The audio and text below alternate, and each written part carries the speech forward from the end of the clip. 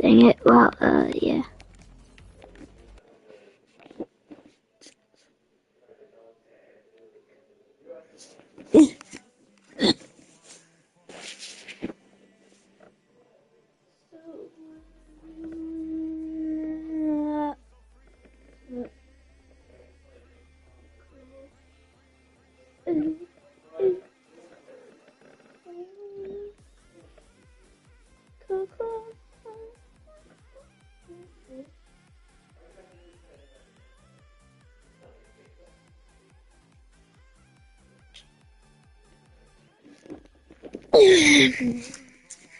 I eat babies. Does it taste good? Oh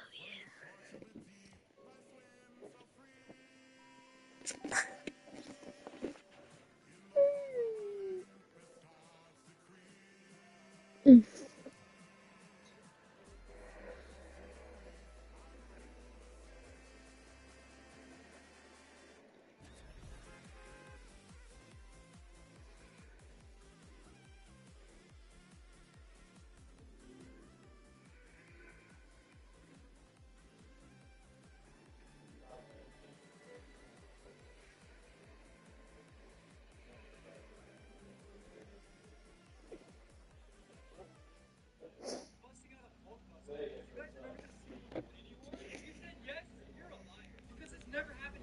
Well, Funko still made this pop because they didn't know that it wasn't going to be in the movie because it was actually taken out last second.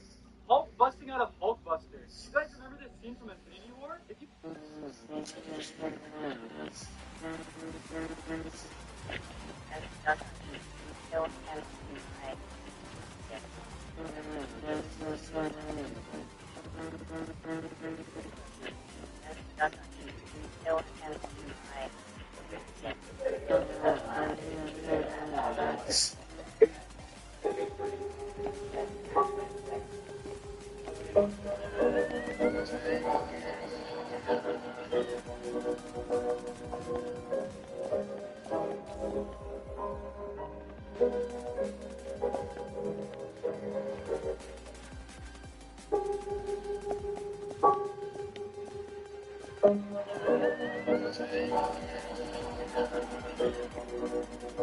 No, dude, this game.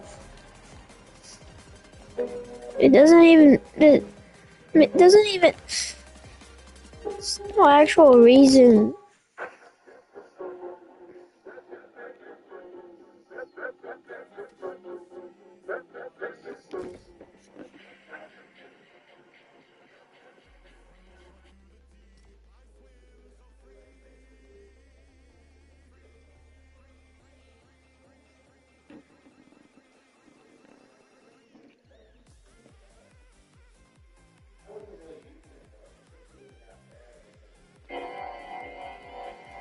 The tranny was too stunned to speak.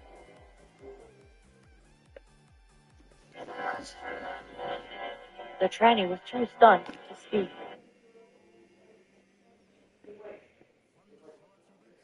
Yeah, exactly. You're not a he, him.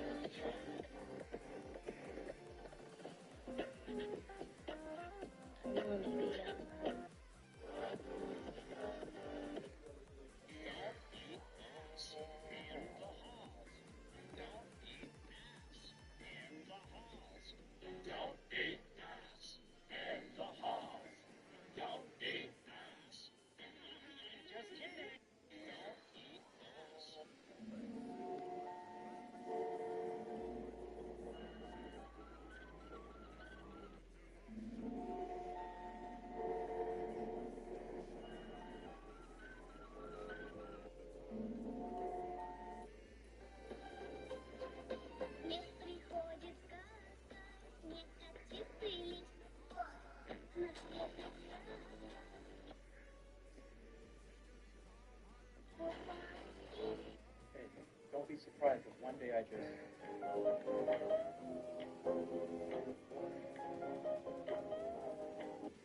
Hey.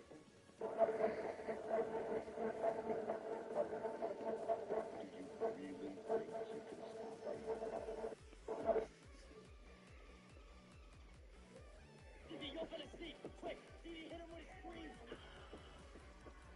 You're not even king of this shit, like...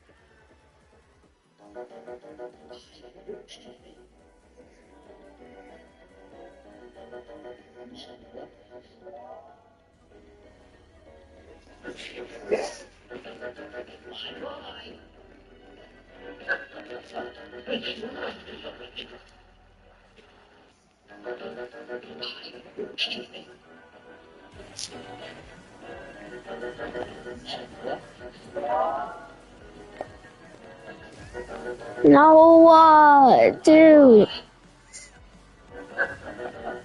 Stupid hazard things and the way that people are fat by just crashing into you is just so annoying.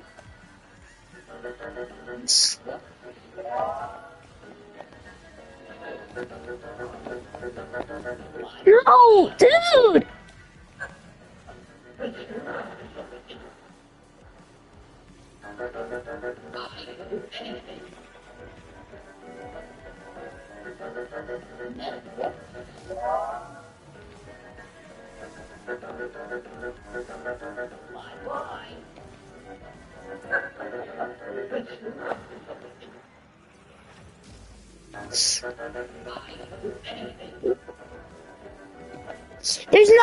There's no hope.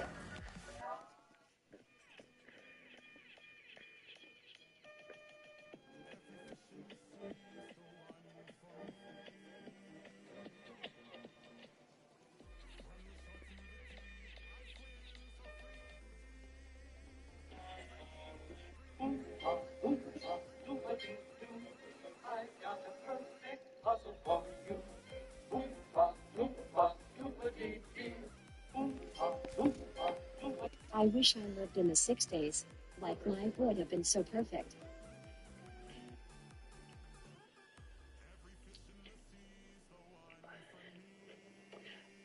I wish I lived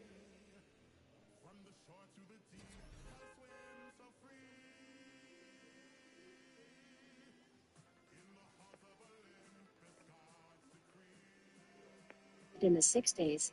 Like life would have been so perfect.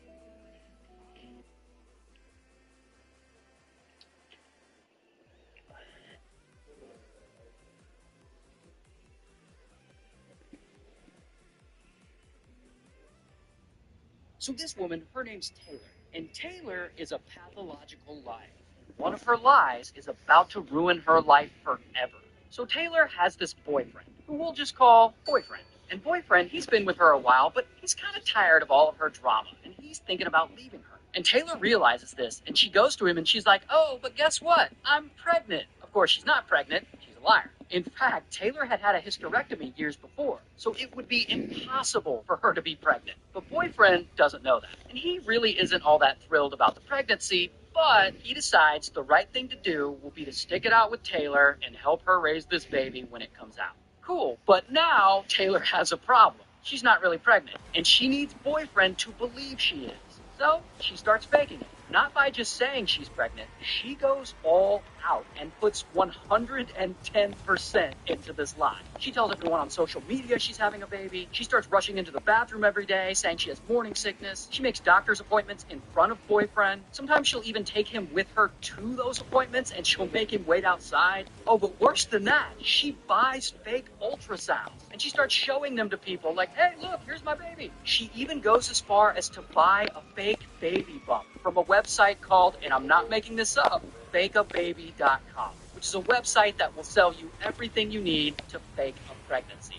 Why does this exist? But anyway, Taylor keeps the lie going. She sets up a maternity photo shoot that she does with Boyfriend. Here's a real photo from that shoot. I mean, look, he's got his hand on the bump and he still has no idea. She also has a whole ass gender reveal party. And poor Boyfriend, he believes all of this because she has ultrasounds and other receipts. Like, why wouldn't he believe her? Until Eventually, they get to the point where the baby is due. And of course, boyfriend is like, hey, where's the baby? And she's like, I'm going to the hospital to get induced. But the night before she's supposed to go to the hospital and get induced, she low-key sets a small fire in boyfriend's house while he's sleeping. And she does this hoping it will delay her hospital appointment. But luckily, he wakes up in time and is able to put it out. So that doesn't delay her appointment. Then, the next morning, on the day she's supposed to go to the hospital and get induced, she allegedly calls in a bomb threat to the hospital. And this does end up delaying the appointment. Now, her appointment's delayed, but by this point, boyfriend has gotten suspicious. So he goes and confronts her, and they get into a huge fight.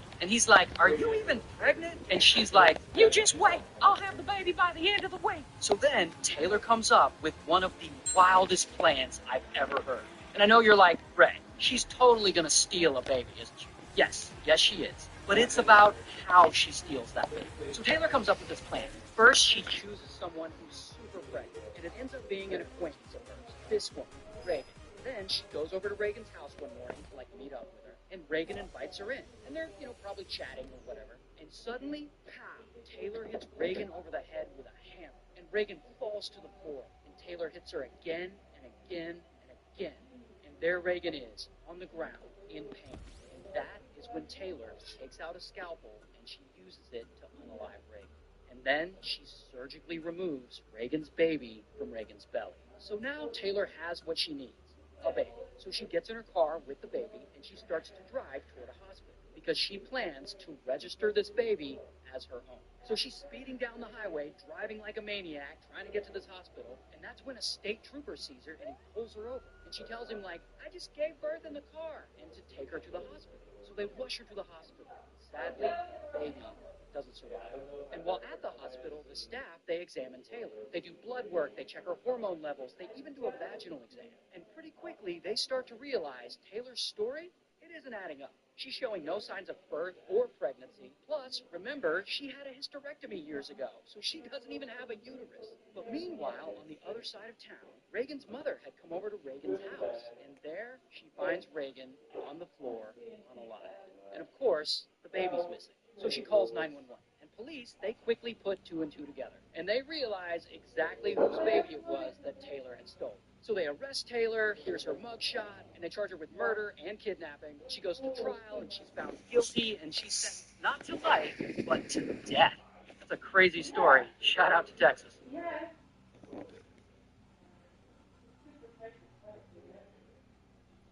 So this guy, he hates everything. Now, his name's Justin. He hates his job, he hates that he's 32 and lives at home with his parents, but most of all, Justin hates the U.S. government. In fact, he hates the government so much, he sues them several times over his student loan debt, and the lawsuits end up getting tossed out. And this makes Justin upset and bitter, and he starts thinking about starting some kind of revolution. But then, Justin gets a job in customer service at an insurance company, Progressive. And surprise, surprise, he hates that too. Specifically, he feels like they're not promoting him because he's a white man. So there he is. He's all fired up and full of anger, and he rants about society and the government and revolutions all the time on social media. He even writes a book about his grievances called A Revolution Leader's Survival Guide. He's just an all-around angry dude. But to his credit, despite being angry at everything, he still has control of himself. Until one day, Justin loses his job. He's at work and he aggressively kicks a door open for some reason, and Progressive fires him for this. So then he turns around and sues Progressive for wrongful termination. He claims that they're discriminating against him on the basis of sex because he's a man. And of course, the lawsuit is bullshit, so the court throws it out, and Justin is pissed. I mean, to him, this is just another instance of the government he hates shitting on the good, hardworking American people. Oh, but it gets even worse for Justin. Even though he really hates the government, his dad is actually a federal employee. His dad's worked for the government for 20 years. He's some kind of engineer. And Justin despises this. He and his dad fight about it all the time. He's like, Dad, you're a traitor. You're part of the evil machine. And his dad's like, I respectfully disagree and I still love you and support you. But then, one day, Justin has finally had enough. He knows things need to change and that some kind of revolution needs to happen. So Justin comes up with a plan. First, he writes a whole-ass manifesto. Then he goes to a local pew-pew store and he buys himself a pew-pew. And the next morning, he waits for his mom to leave the house so that his dad will be alone. And then he goes over to his dad, and he pulls out the pew-pew, and he shoots his dad in the head, unaliving him. And if that isn't bad enough, he then gets a machete, and he decapitates him. And he goes into his bedroom, and he sits down at his desk, and he hits record on his camera, and he starts reading from his manifesto. If you are a federal employee and are listening to this message, now is your last chance to resign from the side of the traitors and join your countrymen in taking back your country. And in that video, he holds up his dad's head to the camera to show everyone. And I promise you, whatever you're imagining this scene is, it's worse. I've seen the video, and it's fucking gruesome. Then he basically tells his viewers to go out and unalive any federal employee that they come across. And he asks them to unalive the head of the FBI, federal judges, the attorney general. Like, it's crazy. Then he stops recording and he uploads that video to YouTube. And then he swipes the keys to his dad's car, he gets in, and he drives away. Sometime later, his mom gets in. And there, in the bathroom, she finds her husband unalived with no head. And she immediately calls the police, and they start investigating. Now, this gruesome YouTube video he made, it's been up for a few hours at this point, and it starts circulating around, and it's up to about 5,000 views by the time YouTube finally catches it and they take it down. But by that time, police have already been notified about the video, and they immediately get a warrant to track Justin's phone to find out where he is. Meanwhile, Justin has already driven like 100 miles away at a National Guard training base, and there he manages to climb the barbed wire fence surrounding the area, and he's able to sneak onto the base. I have no idea what he's planning on doing here, but he does still have his pew-pew on him, so I can guess. But luckily, the cops are able to track his phone. So while he's at the base, police locate him, and they arrest him right there on the spot. Here's his mugshot. And on him, they find his pew-pew, they find a flash drive filled with pictures of government buildings, along with instructions on how to make explosive devices. Yikes. So they charge him with first-degree murder and some other terrorism charges, and he's in jail right now, waiting on his trial. That dude's just awful. Shout out to Pennsylvania. So this guy, his name's Chris, and Chris has a problem. He's in love with someone who's quite literally half his age. Now, Chris has a great life. He's a former rugby player, but he's retired from that, and he now works as a high school PE teacher. But then one day, Chris gets a little crush on this girl. The girl is a student at the school he teaches at. We'll just call her Student. Now, at this time, Chris is about 30 years old, while Student is 16. Oh, but it gets worse. Chris is obsessed with Student. He's always leaving little love notes in her bag, asking her out on dates. He's asking her to come over and babysit his kids, like as an excuse to see her. So eventually, Chris and Student, they start secretly dating, and they start getting intimate. And it's gross. And after this has been going on a while, Student starts having trouble at home, like with her parents and stuff. So Chris asks her to move in with him and be his full-time live-in babysitter. And she does. Here's the thing, though. Chris is actually married. Like, he already has a wife who lives with him. And we'll just call her Wife. And Wife is totally fine with a live-in babysitter at first, because she doesn't know that Chris and Student are smashing. But then she starts to figure out what's going on. And she doesn't like it one bit. So she kicks Student out of her house. And that pisses Chris off, so Chris and Wife, they start fighting about this. A lot. It's a whole mess. And poor Wife, she loves Chris so much, she tries everything she can to keep their family together. But it seems like nothing is going to fix their broken relationship, because Chris is still obsessed with Student. And while Wife is trying to work everything out to fix her marriage, Chris comes up with a plan to end this love triangle once and for all. Now, the details of exactly how Chris does this are unclear. But one night, he allegedly takes his wife to the coast, north of the city they live in, and there he unalives her, and he disposes of the body. Then he goes back home, and he just tells everyone that his wife got fed up with everything, and she just left town and abandoned him and her own kids, which is something Wife would never do. The very next day, after he unalives Wife, he moves Student into his house permanently. She's still 16, by the way. Then weeks go by, and Wife's family and her friends are like, "Where's Wife? She wouldn't just abandon her kids. This is all very suspicious." And after about 6 weeks and all this public pressure, Chris has no choice. He finally reports Wife missing. He literally tells police that she probably ran away and joined a religious cult. Anyway, 2 years go by, and Chris officially marries Student, because now she's 18. And to make it worse, the wedding ring he gives her was actually Wife's wedding ring, with the stones reset. So Chris and Student are now married, and they're making it work. And it seems like Chris went ahead and got away with murder. Until, after 9 years of marriage, Chris and Student, get a divorce. And he must have pissed her off, because the second they divorce, the student goes to police and is like, I don't actually have proof, but I'm pretty sure Chris unalived his wife all those years ago. You should look into it. The police and prosecutors, they kind of look into it, but unfortunately the state ultimately concludes that there's just not enough evidence to prove that Chris did anything. But from then on, every few years, prosecutors and police, they try something new to get more information to solve the case. They're calling in new witnesses, they're offering rewards for any new information, they even call in a special task force, the Unsolved Homicide Unit, and they start investigating. But still, they don't have enough evidence.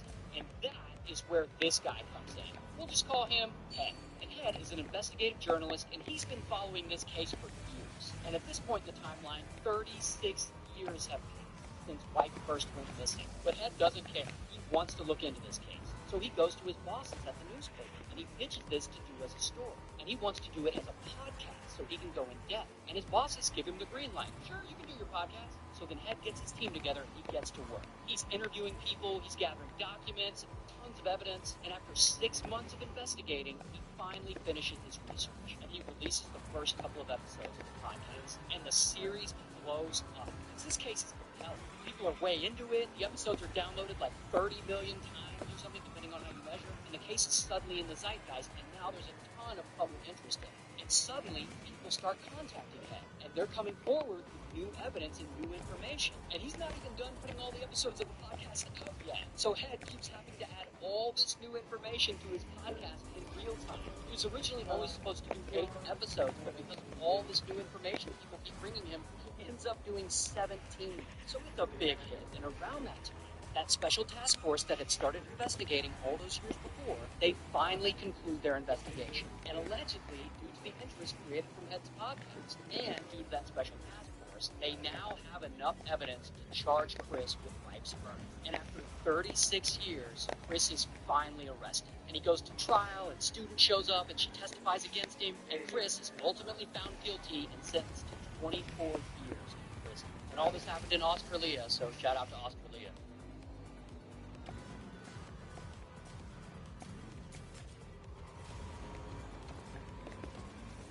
One night in France, it's pouring rain.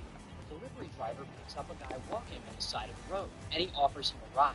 So they get to talking, and the guy tells him his name is Alex. He was kidnapped over 6 years ago, and he's ready to return to the real world.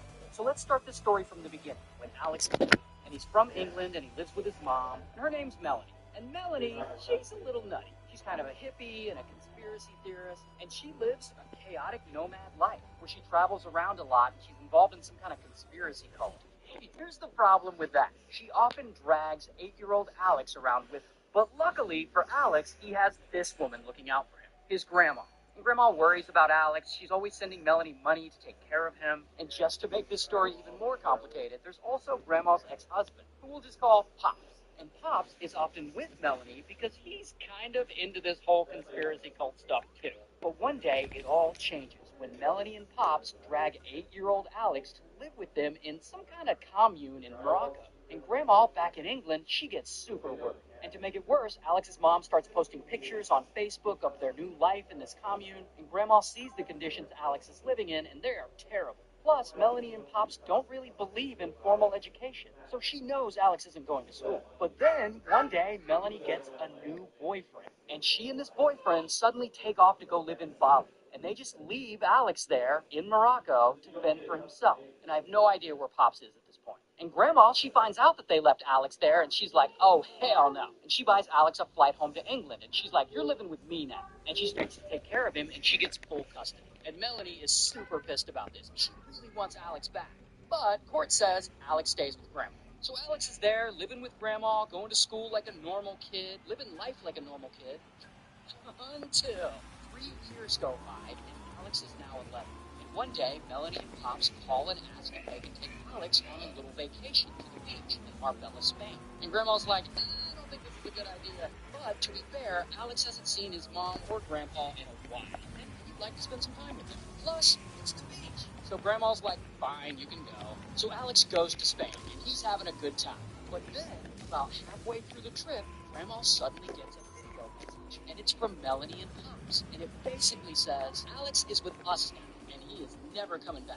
Now, Alex, he's 11, and I have no idea what he's thinking, but he just sort of goes along with all this. I mean, he's constantly seeing new places because they live like nomads. He's bouncing back and forth between France and Spain. He doesn't have to go to school, so he gets to read or draw or go to the beach all day. I mean, it sounds like for an 11-year-old, it's a pretty sweet deal. But then years go by, and Grandma, she's still worried sick. She gets the police involved, and now Melanie and Pops are wanted by police, but no one has heard anything from any of them. They are completely off the grid, and they're living in temporary places, and they kind of just work random gigs for money, and they eventually end up living in a rundown cottage in the foothills of the Pyrenees Mountains, in like a small spiritual community that has very little connection to the outside world. Sounds like a cult to me. And time goes by, and Alex turns 14, and suddenly the fun is over.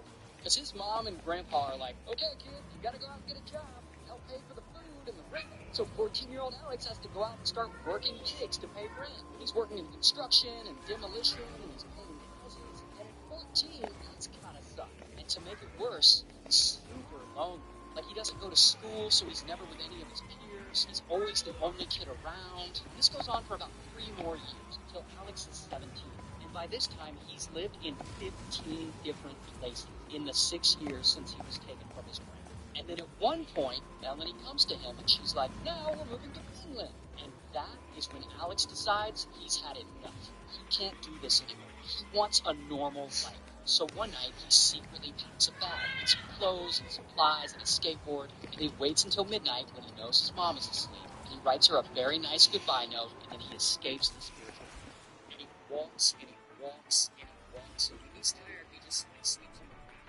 He has no idea where he's going to go. He's just walking. Over the course of a couple of days, he walks around 22 miles. But then, it's super late at night, around 3 a.m., and it's pouring rain, and Alex is still walking. And that's when a delivery driver sees him, and the driver feels bad for him, so he offers him a ride. And on that ride, Alex tells the driver his whole story, how he was taken by his mom, and how he's been missing for 6 years. The whole thing. And the driver is blown away. So the driver lets Alex borrow his cell phone and use his Facebook account to reach out to Alex's grandma. And after 6 years of being missing, he finally sends a message to his grandma saying that he wants to come home. So then driver takes Alex to the police station and drops him off. And there they help him get back to England. And now Alex is back living with his grandma and he's super happy to be home. And he's going to school like a normal kid and he's living his life like a normal kid. Meanwhile, Mom and Pops are facing charges for child abduction. But predictably, they are nowhere to be found. So, shout out to England, France, Spain, Morocco, and Bali. So this woman, her name's Luz, and one day she's at home and her husband is outside fixing a car for his cousin. And suddenly, kaboom, their house catches on fire. And Luz is inside and she's terrified because she has 3 kids in the house. So she sends her older 2 kids outside to safety. And then she runs straight upstairs to where her newborn baby daughter is sleeping on the floor. We'll call the newborn. Anyway, Luz runs upstairs, and there's smoke everywhere, and she's starting to get burned, but she powers through, and she refuses to leave Newborn. But when Luz gets to Newborn's room, Newborn's room is empty, and Luz panics. I mean, this can't be possible. Newborn was just in there sleeping. Unfortunately, Luz can't stay in the room. The fire is burning her face, and the smoke is just coming through her mouth. So she has to leave the room alone. And finally, the fire is out. They start putting it out. Eventually, they're able to check the building, and they have some terrible news. Newborn didn't make it. Everything in that area of the house was completely burned up, beyond recognition. And Luz is just heartbroken. She can't believe it. The newborn is gone. And sadly, she has no other option but to just grieve and go on with her life. Until 6 years go by, and Luz is at a birthday party for one of her friend's kids. It's like one of those parties where there's a bunch of little kids there. And Luz sees this little girl. That little girl has a dimple. And Luz is like, wait a minute, that's exactly like my dimple. And Luz can't help but notice this little girl looks a lot like her and like her other kids. And she is positive that little girl is somehow Newborn.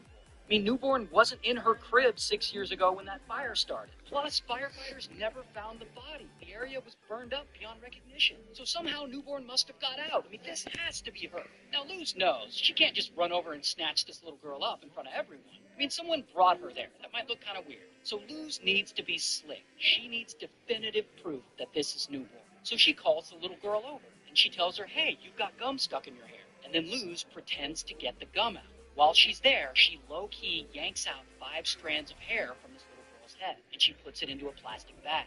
Luz wants to use these hairs to test the little girl's DNA. But the problem is, police closed her case years ago, so they're not going to agree to this. So she reaches out to a state representative, this guy, Representative Cruz. So Luz gets a meeting with Cruz, and she goes to his office, and for an hour and a half, she pleads for him to help her. And eventually, he gives in, and he passes the hair on to the district attorney. District attorney opens an investigation, gets the hair tested, and sure enough, Luz is right. That 6-year-old girl at the party is actually newborn. So, how did newborn go from being in a crib during a house fire to being at a kid's birthday party 6 years later? Okay, so here's what really happened. So this woman, her name's Carolyn. So Carolyn is allegedly... That's what she tells everybody. Apparently she's not. She just likes to tell people she is. The problem with that is pretty soon people are going to know she's lying when 9 months go by and she doesn't produce a baby. But then one day, the brakes on Carolyn's car go out. So she takes the car to her cousin's house to get it fixed. Now, her cousin is a very distant cousin. By marriage, she doesn't even really know him, but he is a mechanic. His name's Pedro. So Carolyn goes to Pedro's house to get the brakes fixed, and while she's waiting, she waits in Pedro's house where his wife is. His wife is this woman, Luz. So while she's there, Carolyn notices Luz has a newborn baby sleeping in the car. And Carolyn desperately wants that baby. So when Carolyn's car is done being worked on, she pretends to leave.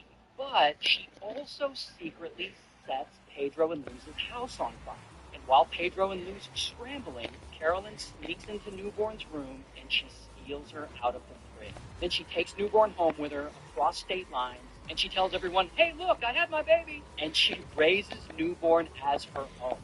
6 years later, she takes Newborn to a family member's birthday party. And Luz just happens to be there, and she just happens to recognize her own daughter. Anyway, police eventually arrest Carolyn. Here's her mugshot, and she's charged with kidnapping and a bunch of other stuff. And she's found guilty, and she's sentenced to a minimum of 9 years in prison, a maximum of 30 years in prison. And after all was said and done, Newborn was ultimately reunited with Luz and was raised by her. The good ending. Shout out to Philadelphia, New Jersey. So this guy wants a reality TV show so bad, he fools the entire country into believing he lost his son in some kind of flying saucer. Let me explain. So the guy's name is Richard. He's an inventor, he's eccentric. I guess he believes that all humans are descended from extraterrestrials. And he's a weird guy, and he seems to really want a reality TV show. Now, he had been on a few episodes of reality TV before, and he apparently loved it. She wants her husband more. I bet you. Because ever since then, this woman, his wife, Mayumi, they've been pitching their own reality TV show idea to networks. But unfortunately, they keep getting rejected. So then allegedly, Richard and Mayumi come up with this crazy plan. Richard, the inventor, he's going to build some kind of battery-powered helium balloon vehicle. He makes it look like a flying saucer or something. He's going to build it and he's going to release it up in the air. But he's going to tell everyone it was accidentally released, and that his 6-year-old son, Falcon, had climbed into it before him. And now his son is up there just floating in the atmosphere. And somehow, I guess this is supposed to parlay itself into them getting their own reality TV show. Like, what could possibly go wrong? Anyway, so Richard gets to work building this flying saucer balloon. And then a few weeks later, it's ready. They set up the balloon in the backyard, fill it with helium. And they set up cameras to record themselves. And then as the camera's rolling, the balloon becomes untethered and it flies away to the sky. Then once it's in the air, Richard immediately calls the FAA for help. Then the FAA calls the local news station and asks them to dispatch a helicopter to slow the balloon and see where it goes. Then Richard and Mayumi call 911 to report that Falcon is missing and floating away in this homemade flying saucer. And of course, the police get involved, news stations get involved, and they chase this balloon across the whole ass state of Colorado. And the story gets picked up by local news, but then national news starts covering it. Because a kid getting stuck in a homemade spaceship is kind of a crazy headline. And then pretty quickly, news channels from all over the world are covering Falcon. So anyway, they've been chasing this balloon for around 2 hours, over 50 miles at this point. And everyone is worried, oh my God, is Falcon going to be okay? And it's not long after that finally the balloon runs out of steam. And it starts to float down until it crashes into the earth. And then police and first responders, they run over to the crashed balloon and they start cutting it open. And when they look inside, of course, there's no kid. Falcon's not there. And everyone is shocked. They're like, oh, he probably fell out in midair. But that very same day, Richard and Mayumi both come forward. And they say, oh, we were mistaken. It turns out Falcon was never in the balloon. And they say that he had actually been hiding in a cardboard box in the attic above the garage the whole time. And that he had hid there because he thought his parents were married.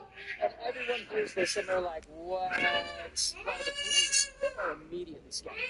But it doesn't matter, because whatever happened had worked. I mean, at this point, Richard and his family are getting tons of media attention. People are talking about them. They're all over the news. They've got like follow-up interviews scheduled that same day. And that is where things start to go wrong. In one of the interviews, the interviewer asks why Falcon didn't come out from the attic when his parents were shot. Falcon, I guess he answers honestly. And that is the moment when everyone watching is like, what the? Is this all a hoax? And then the next day, the family is doing a different interview. It's a day show, and they ask them to explain Falcon's comment from the day before. And during the interview, Falcon just vomits. Maybe he was nervous. I don't know. But everyone watching was like, okay, did this kid just admit on TV that his parents told him to hide for a TV show? Like, what the hell is going on? So 3 days later, police come out and they announce what pretty much everyone was thinking at this point. Anything determined that this is a hoax, that it was a publicity stunt? And they said that they had investigated the crashed balloon, and basically they determined that Richard wasn't truthful about how much the balloon weighed, and that at its actual weight, there's no way the balloon could have gotten airborne with Falcon in it, if he would have been too heavy. So then police bring Richard and Mayumi in for questioning, and they deny any wrongdoing. But I guess police threaten to have Mayumi deported because she's from Japan, and that is when Mayumi confesses everything, saying that they made up the whole story, I guess to make the family more marketable for a reality TV show. She then later takes back her confession, saying her confession to police was a lie, while Richard, on the other hand, maintains that none of it was a hoax, and that he didn't do anything wrong. But anyway, here's his mugshot, and he ends up pleading guilty to a felony, he gets 90 days in jail, and here he is apologizing in court. While Mayumi is sentenced to 20 days of weekend jail. Now, to be fair, I presented this story as if they're all guilty, because that's what they pled in a court of law. But to this day, Richard still claims that it was not a hoax, that he thought his son was actually in that balloon. And this whole thing is actually the fault of the evil media who is out to get him. So, I don't know. What do you think?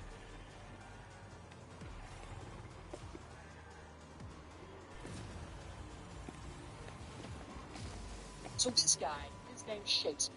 And Shakespeare just won the lottery. $30 million freaking dollars. So one day, Shakespeare's at work and he's helping his coworker, this guy, this truck driver, who we'll just call Trucker. So Shakespeare and Trucker, they're out on the road and they stop at the mini mart to buy something. And Shakespeare asks Trucker to go inside and pick him up a couple of lottery tickets. And then Shakespeare gives him money for it. So Trucker goes in the store, he buys the tickets, he gives them to Shakespeare, and one of those tickets wins Shakespeare the $30 million jackpot. And he is pumped. I mean, this is going to change his life. So he gets the money, and instead of taking multiple payments, he takes the lump sum, and it ends up being about $17 million. And with that $17 million, he's able to move out of his mom's place. He buys himself some nice cars. He buys himself a house with a pool. He puts $1 million into a trust fund for his son. Things are really looking up for Shakespeare. Still, soon enough,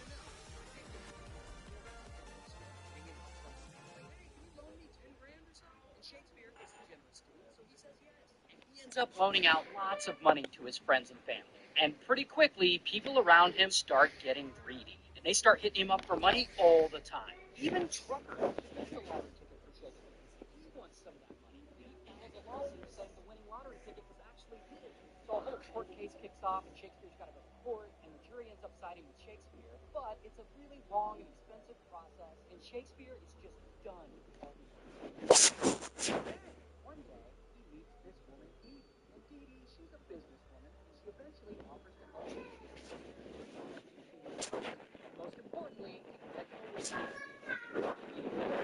by this point of the story, Shakespeare has spent or loaned out the vast majority of his money. So he agreed to let Dee Dee come on and help him manage his money. And Dee Dee, she gets to work. She's helping him set up his bank account, chasing down people that owe Shakespeare money, trying to get them to pay him back. And so far, she's doing a pretty good job. But over time, Dee Dee also starts getting greedy. And slowly, she starts transferring Shakespeare's finances into her own account. She starts buying stuff for herself with his money, and she changes the title on his BMW to her name and the deed to his house to her name. She essentially takes over almost everything he owns. Because A, she's the one managing and advising him, and B, he's illiterate and read or write like at all. So he's extra vulnerable to being illiterate. Make it worse, once he takes over everything he owns, besides, with his chase for good. She comes after the play. Not one of those cases where we don't know a lot of information, but instead, here's what we know. One day, the chase and she stabs him twice and stabs him twice. Then she goes and gets her husband. He's basically helping her out with construction work. She gets him to the backyard so that she can hold backyard property that she, of course, purchased using Shakespeare's money. But anyway, then she gets her husband at that moment. Her mother has the last thing. Then she loses Shakespeare's house and takes over the remainder of it. While she's doing that, she gets Shakespeare's son, and she like just to make it look like she's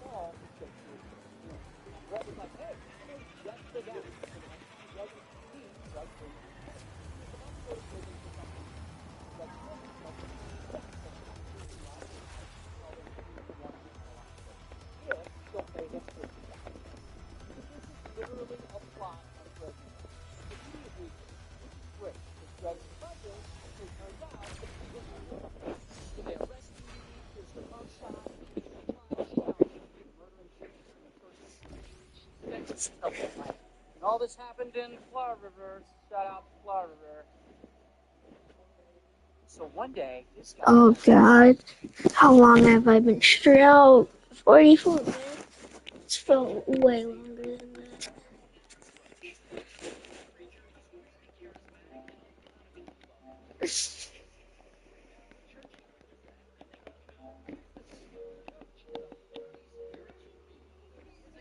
Stop it. And he decides to start his own organization, his own commune, away from everyone. Sorry.